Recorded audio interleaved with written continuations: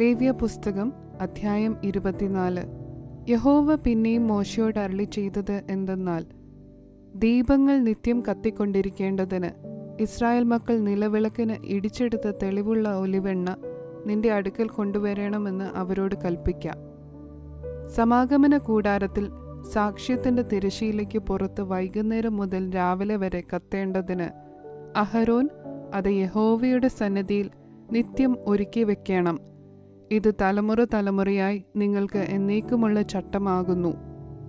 അവൻ നിത്യവും യഹോവയുടെ സന്നിധിയിൽ തങ്ക നിലവിളക്കിന്മേൽ ദീപങ്ങൾ ഒരുക്കി വെക്കണം. നീ നേരിയ മാവ് എടുത്ത് അതുകൊണ്ട് 12 ദോശ ചുടേണം. ഓരോ ദോശ 2 ഇടങ്ങഴി മാവുകൊണ്ട് ആയിരിക്കണം. അവയെ യഹോവയുടെ സന്നിധിയിൽ തങ്കമേശമേൽ 2 അടുക്കായിട്ട് ഓരോ അടുക്കിൽ 6 വീതം വെക്കണം. ഓരോ അടുക്കിന്മേൽ നിർമ്മലമായ കുന്തുരുക്കം വെക്കണം. അത് അപ്പത്തിന്മേൽ നിവേദ്യമായി യഹോവയ്ക്ക് ദഹനയാഗമായിരിക്കണം.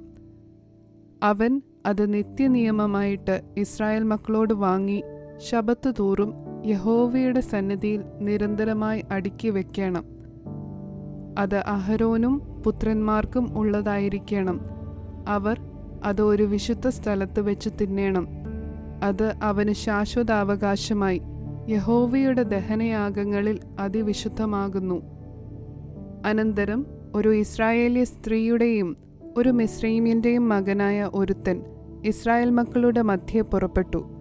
ഇസ്രായേല്യ സ്ത്രീയുടെ ഈ മകനും ഒരു ഇസ്രായേല്യനും തമ്മിൽ പാളയത്തിൽ വെച്ച് ശണ്ഠയിട്ടു. ഇസ്രായേല്യ സ്ത്രീയുടെ മകൻ തിരുനാമം ദുഷിച്ച് ശപിച്ചു. അതുകൊണ്ട് അവർ അവനെ മോശയുടെ അടുക്കൽ കൊണ്ടുവന്നു. അവന്റെ അമ്മയ്ക്ക് ഷെലോമീത്ത് എന്നു പേർ. അവൾ ദാൻ ഗോത്രത്തിൽ ദിബ്രി എന്നൊരുവന്റെ മകളായിരുന്നു.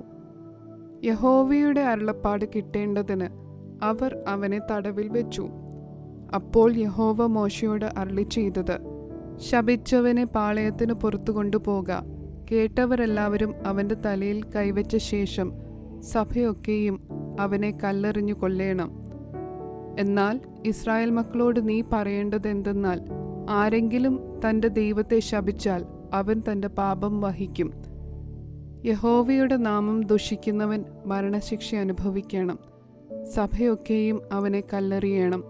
പരദേശിയാകട്ടെ സ്വദേശിയാകട്ടെ തിരുനാമത്തെ ദുഷിക്കുന്നവൻ മരണശിക്ഷ അനുഭവിക്കണം. മനുഷ്യനെ കൊല്ലുന്നവൻ മരണശിക്ഷ അനുഭവിക്കണം. മൃഗത്തെ കൊല്ലുന്നവൻ മൃഗത്തിന് പകരം മൃഗത്തെ കൊടുക്കണം. ഒരുത്തൻ കൂട്ടുകാരന് കേടുവരുത്തിയാൽ അവൻ ചെയ്തതുപോലെ തന്നെ അവനോട് ചെയ്യണം. ഒടിവിന് പകരം ഒടിവ്, കണ്ണിന് പകരം കണ്ണ്, പല്ലിന് പകരം പല്ല്, ഇങ്ങനെ അവൻ മറ്റേവന് കേടുവരുത്തിയതുപോലെ തന്നെ അവനും വരുത്തണം. മൃഗത്തെ കൊല്ലുന്നവൻ അതിന് പകരം കൊടുക്കണം. മനുഷ്യനെ കൊല്ലുന്നവൻ മരണശിക്ഷ അനുഭവിക്കണം. നിങ്ങൾക്ക് പരദേശിക്കും സ്വദേശിക്കും ഒരു പ്രമാണം തന്നെ ആയിരിക്കണം. ഞാൻ നിങ്ങളുടെ ദൈവമായ യഹോവയാകുന്നു. ദുഷിച്ചവനെ പാളയത്തിന് പുറത്തു കൊണ്ടുപോയി കല്ലെറിയണമെന്ന് മോശെ ഇസ്രായേൽ മക്കളോട് പറഞ്ഞു.